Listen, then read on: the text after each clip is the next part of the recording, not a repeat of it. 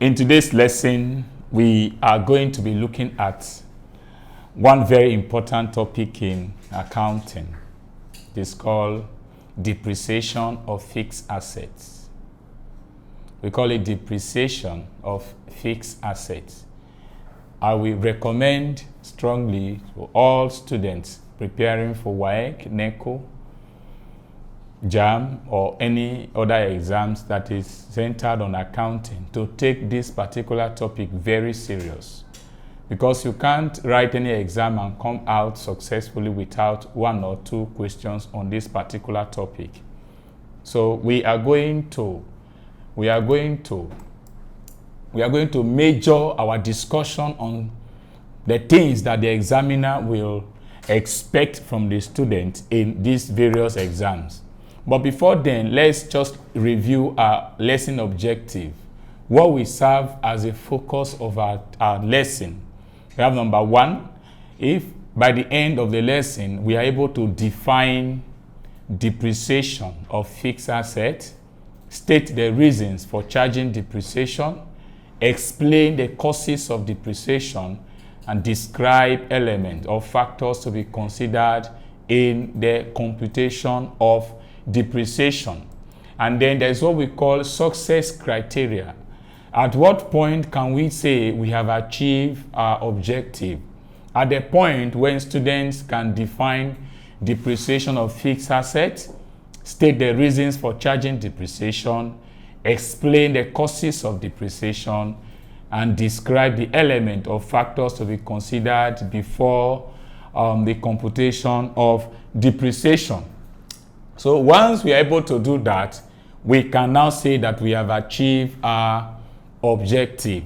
Now let's look at what depreciation is all about. But before then, can we review what an asset is? Because for you to understand the depreciation of fixed asset, you should be able to have a foundational knowledge on what we call asset. What is asset, or what are assets? Assets are properties owned and controlled by an organization which have the ability to generate future economic value. Every property at the disposal of an organization should have what it takes to contribute financially or economically to the welfare or the well-being of the organization. So when such an item has that ability, then we can call it an asset. And assets are divided into two: long-term assets, or what we call fixed assets, or we call it non-current assets, and then current asset. I recommend that students go back to the topic asset and look at what the composition of assets, so they'll be able to appreciate this. Today we want to major on depreciation. Now, what then is depreciation? What do we call depreciation? Now, we have three definitions here. The first one, we say that the assets can be seen in the light of a reduction in the economic service potentials of an asset as a result of wears, tears, usage, and passage of time. And then you can also look at asset as the permanent and continuous decrease in the quality, quantity, and value of an asset. And then we can also look at depreciation as the allocation of the cost of a fixed asset over its useful life. What do we mean by reduction in the economic service potentials of an asset? I have said that assets should have that ability to generate economic value. So as you continue to use the asset, as you continue to apply the asset in the production, part of the asset will be used in the process. And then that part of the asset that will be used is reducing the economic value. If an asset that worth 10,000 or 10 million has been in operation, after a year, you don't expect such an asset to still maintain that value. There must be a reduction. And then we said it is also a permanent and continuous decrease in the quality, quantity, and the value of an asset. It's still the same thing. As you continue to use the asset, you see that the quality of the asset will drop, the quantity of the asset will also drop, and then the value will also reduce. And then I said the last definition is that it is the allocation of the cost of a fixed asset over its estimated useful life. Now, the word estimated here is very, very fundamental and very key in accounting. You cannot predict exactly or precisely the lifespan of an asset. So it is called estimated. Like for instance, if I secure a motor vehicle, maybe a motor van, as an asset in an organization, in my organization. Now, it will be very difficult for me to tell the number of years this particular asset, this motor van, can last in the organization. But I can estimate. I can say, okay, this vehicle, maybe it might take 20 years. So when I say, if I come to that conclusion that the asset will last for 20 years, what I'm going to do is that if the cost of that asset, that motor van, is 3 million, I'm going to divide that 3 million by 20. So if I divide 3 million by 20, the amount I am going to have is going to be allocated, or is going to be taken as the depreciation for each year. So at the end of 20 years, we must have exhausted the asset, and it will be reclassified into something different. So these are the various ways we can actually look at asset depreciation. Now let's quickly go to the next line of discussion, which is the reasons for charging depreciation.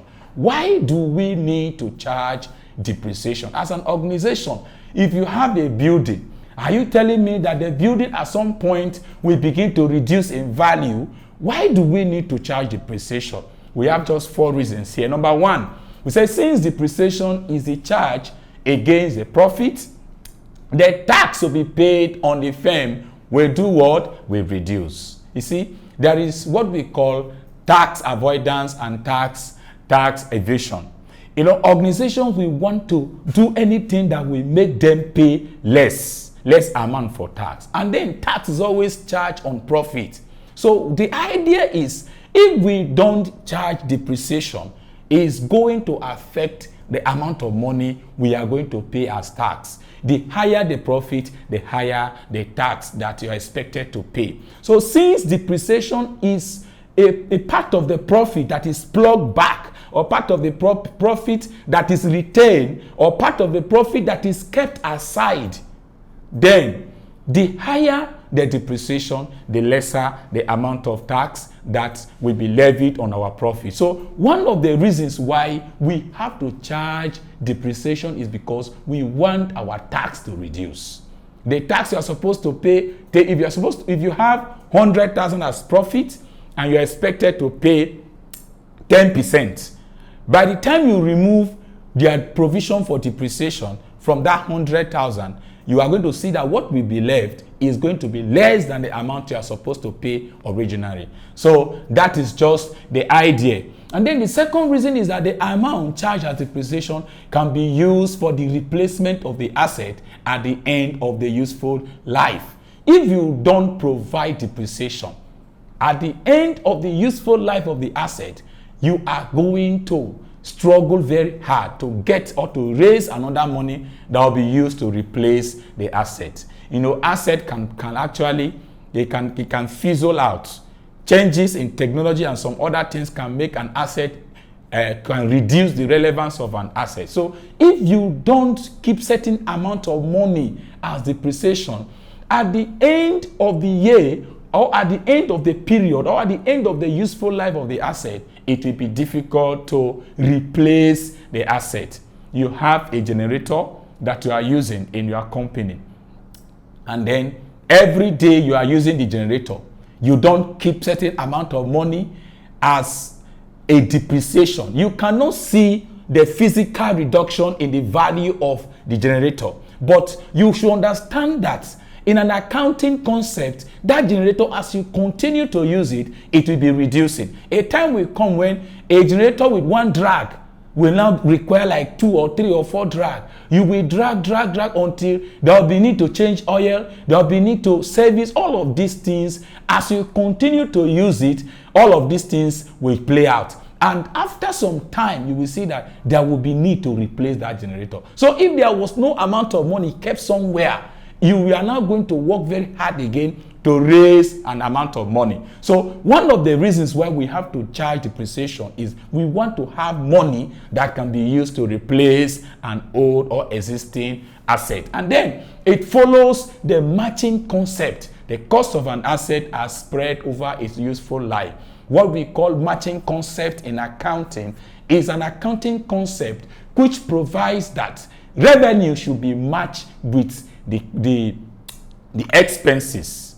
You know, in every year, the income that you are expected in a year must go with certain expenses. So what we are saying is that the expenses in the year that you receive the revenue should be matched with the what? With the revenue. So one of the reasons why we also charge depreciation is that we want to match that part of the asset that is being used in the production with the income or the revenue that will be generated within that period. That is why we said that if you have an asset worth 100,000 and that asset is estimated to last for 20 years, that 100,000 should be divided by 20, and then the cost or the value you're going to arrive at will now become the depreciation for that year. So that particular value will be matched with the revenue that you are going to receive for that particular day, that particular year.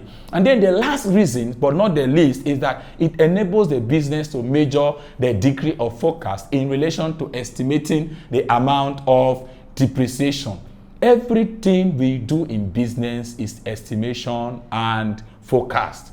You cannot predict exactly or precisely what you are going to get at the end of the day. So you can only predict, you can only predict, you can only forecast. You can't say with all level of certainty what you are going to achieve at the end of the day. So depreciation will help us to give us an idea, or it will guide our mind of reasoning towards what we are expecting at the end of the period. Let's quickly look at the causes of depreciation. If you are talking about depreciation, what can actually make an asset to reduce in value? What are those things that can reduce the value of an asset? Number one, we call it physical factors. Number two, changes in technology. Number three, effusion of time. Number four, depletion. And number five, economic factors. We are going to explain them one after the other, because in accounting related exams, the examiner will want to find out if the students have an idea or they have the necessary knowledge of what can actually cause an asset to reduce in value. So let's quickly look at them one after the other. What do we call physical factors? Physical factors. We say an asset may depreciate as a result of wear, tear, and constant usage. Physical factors like erosion, dampness, rust, and decay can cause an asset to reduce in value. Let's bring this message home. Look at the shoe you are wearing. You buy a shoe of 10,000. At the point of purchase, you admire the beauty, the pattern, and the nature of the shoe. But as you continue to use this shoe, maybe after 2 or 3 years, you will discover that even if your interest has dropped, you will see that the beauty and the pattern of the shoe must have been compromised. Why? Because you are consistently using the shoe. Even if you don't even want to use the shoe, sometimes you can use the shoe, polish it and keep it somewhere. But as far as you are using that shoe once in a while, you begin to see that the shoe will be dropping in value. It will be dropping in its nature. So that's what we call physical factors. These things also apply to asset in the organization. As you continue to use the asset can rust, it can decay, and then it can begin to wear away. It can also tear. You are using a car, maybe let's take it motor van, what you use to transfer product from one end of the company to another. At some point, the tire, the engine, the seats, and no part of the car can begin to develop fault. This is as a result of the fact that you are constantly using the car. And then the second one we are going to look at now is what we call changes in technology. We have explained physical factors, and we have said that physical factors is caused by wear and tear. As we consistently and constantly use the asset will reduce in value. The second causes now is what we call changes in technology. An asset can become obsolete due to changes in technology. When this occurs, it is due for replacement. A very good example is a manual typewriter which is replaced by modern computers. You see, things are happening. The system is changing. Some of the things that are in operations now, in 10 to 20 years to come, they will be so old, they will not be able to fit into the technological environment of that period. So this will also be reincorporated into the business world, because if we don't account for this, you will see that at some point we will not be efficient and effective in operation again. So we need to understand that certain asset requires replacement after some time. For instance, like the example I just mentioned now, you see before now there's what we call manual typewriters, where you see a very big device that is used to type informations, that is used to transfer maybe informations on maybe A4 paper. Before now, you see it will be arranged, and you see a typist that will be employed to do the typing. But now, it is no longer in vogue. It has been replaced by modern computers. Even the least student in school can now play around the keys of a computer. So if you have this in your company, you have the manual typewriter in your company, the asset may be in good condition. It may still be in good condition, but because the changes in the technology has actually affected the relevance of that computer, of that typewriter, there will be need for you to replace it. And that replacement, if there was no provision that was made when this typewriter was in operation, you will not be able to buy the new one. So the typewriter might be there, but it may not be relevant because there are changes. Another thing is that it's going to slow down the pace of operation. You cannot compare somebody that is using manual typewriter and somebody that is using modern computer for maybe a typing job, or maybe they are transferring information. It's going to be very difficult. So changes in technology is very, very key in the causes of what? Depreciation. The next one is what we call the effusion of time. Depreciation occurs in some asset with the passage of time. This is basically on leaseholds, patent, and copyright. There are assets that are intangible in nature. There are assets that are intangible. Some assets you cannot touch. Some assets are like right you enjoy. For instance, what we call patent right. The right to own up a write-up or a publication. You have a write-up. That right, that's sole right you have to control the information is what we call the patent right. So if anybody want to benefit from that write-up or want to benefit from such publication, they must do it through your own permission.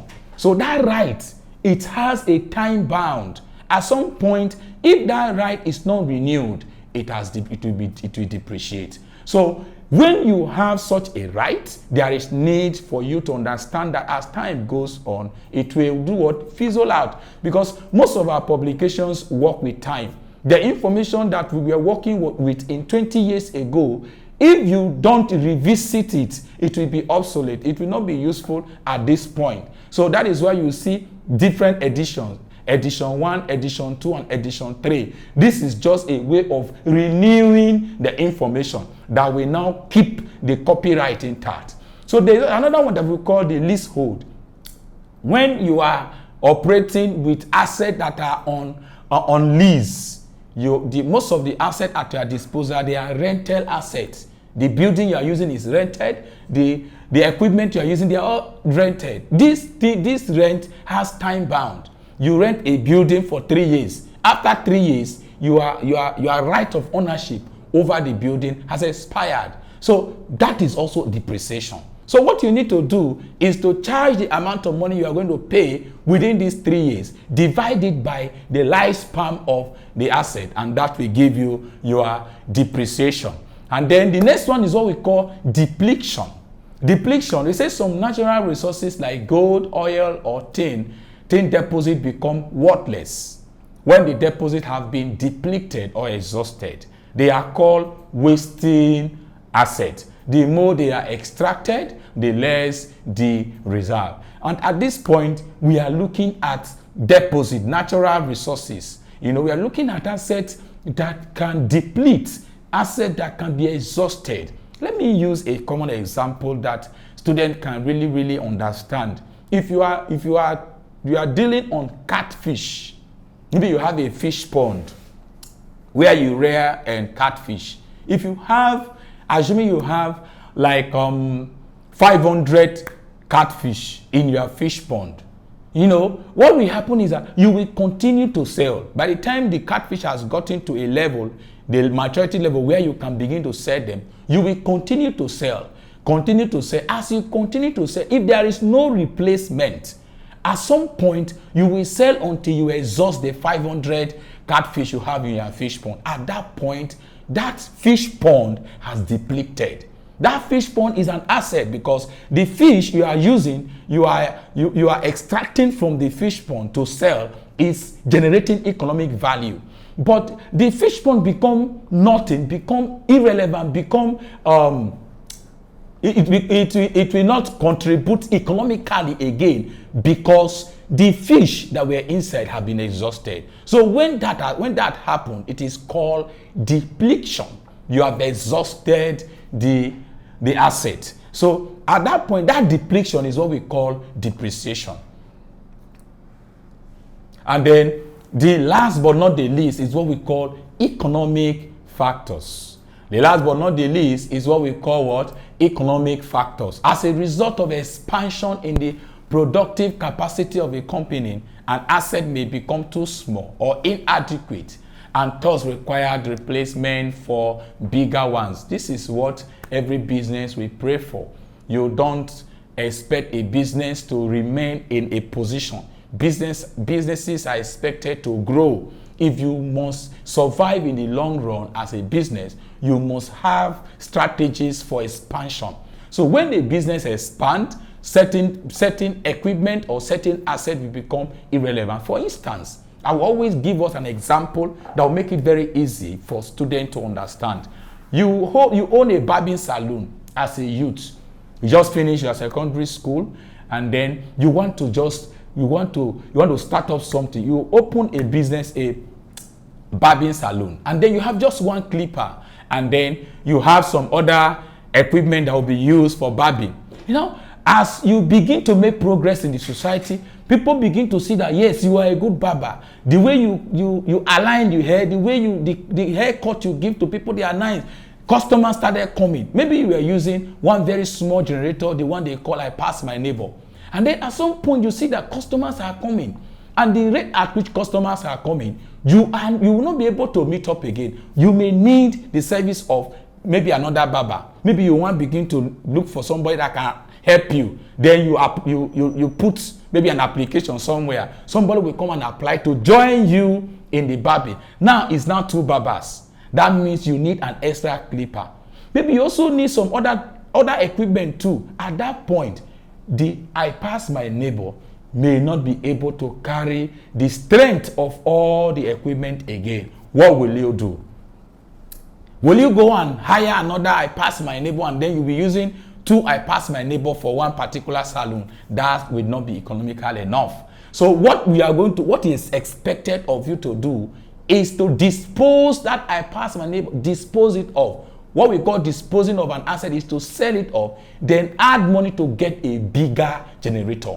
That bigger generator will be big enough to accommodate the equipment or the additional equipment that will be used in the salon. And then at that point, economic factor is actually setting. That I Pass My Neighbor is still sound, it's still very strong, but it's not strong enough. The capacity is not It's not strong enough to carry the expansion in the business. So it is with any other business. As the business expands, as we make progress in our sales, you see that there are some equipment that need to be replaced. So economic factor is basically talking about when there is an expansion in the business and then the asset will not be strong enough to carry out the strength of the business. Now let's quickly look at factors to be considered in the computation of depreciation. When you want to compute depreciation, what are those things you must consider? Number one, the original cost. What do I mean by original cost?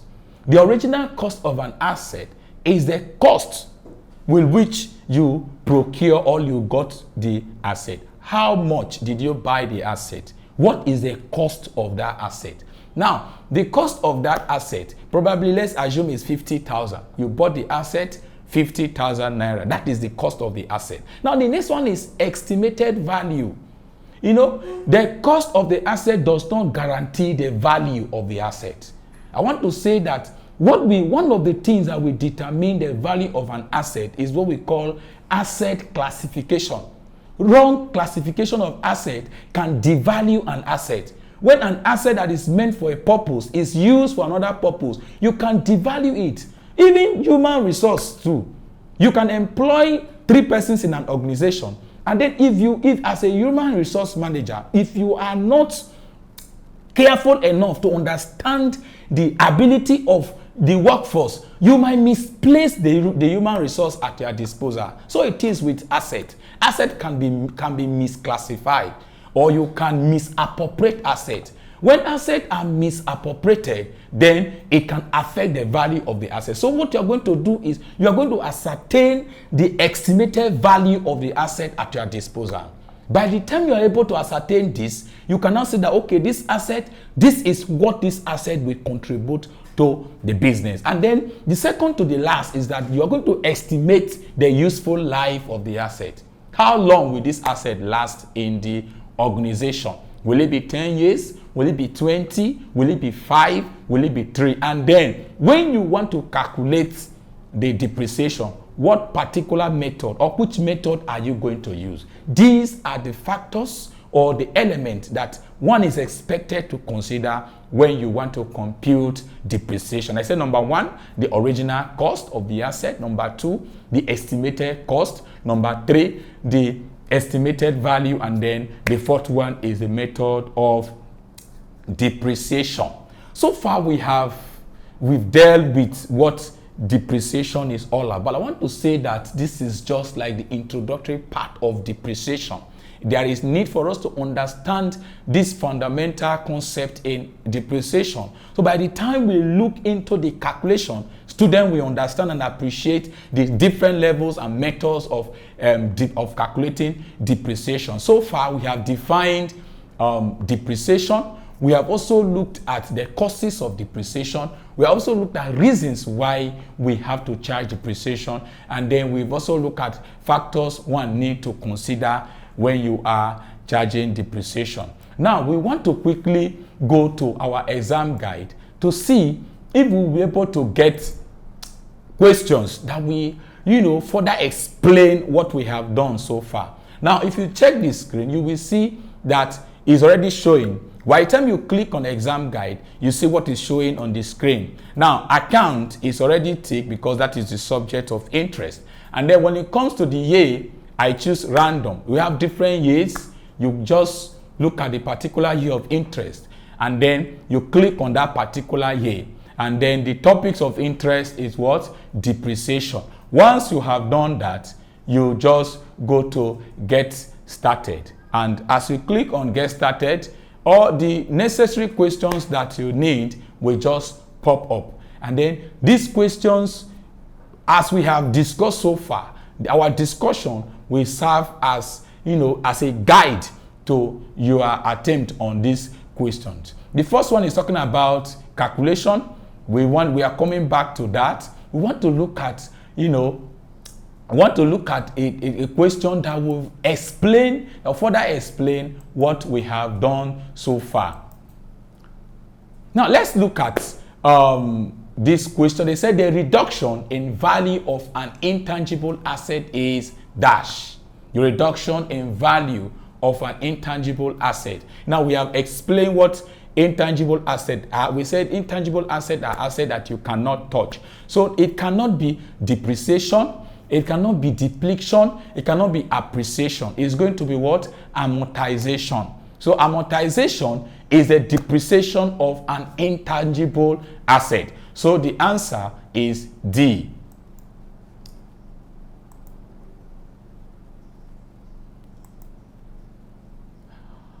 All right, let's look at question 7. It said a fall in value of a fixed asset due to technological changes is described as dash. We have said that when there is a change in technology, an existing asset will become obsolete. So the answer, we have obsolescence, we have wear and tear, we have depletion, and we have superfluity. The answer there is what? Is number A, which is what? Obsolescence. When there is a change in the technology, an existing asset will become old to fit into the current changes in what? Technology. So far, this is how far we can go. I encourage that students should not limit their study on just the introductory part. Our next video, we are going to look at the method at which one can calculate each of these depreciation.